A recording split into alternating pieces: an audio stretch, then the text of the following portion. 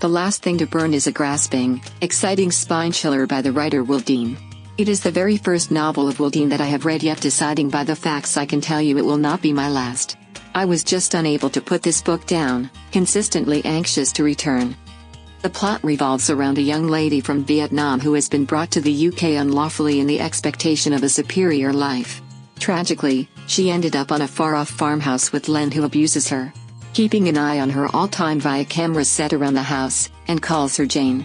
This is not even her name is Ton Dao. Each time she do something that Len doesn't like, from attempting to run away to not cleaning the house appropriately, Len takes one of her important things she has left from back home and burn them. This is her punishment. The story of The Last Thing to Burn is about human trafficking and how it rarely ends well for the individual looking and expecting a superior life. The story is very visual, raw, and uncomfortable on occasion. However, I think this is the manner by which Will needed you to feel, as this is not a story of a good, cheerful life. This is the story of one young lady being made to realize, as if she is not here on this planet for some other reason than to serve her better half. Whether that is by taking care of him, cleaning the house, or offering her body to him. I will not go into a lot of what occurs. I will simply say two things happen that cause Ton Dao to realize she needs a plan to move away from Len.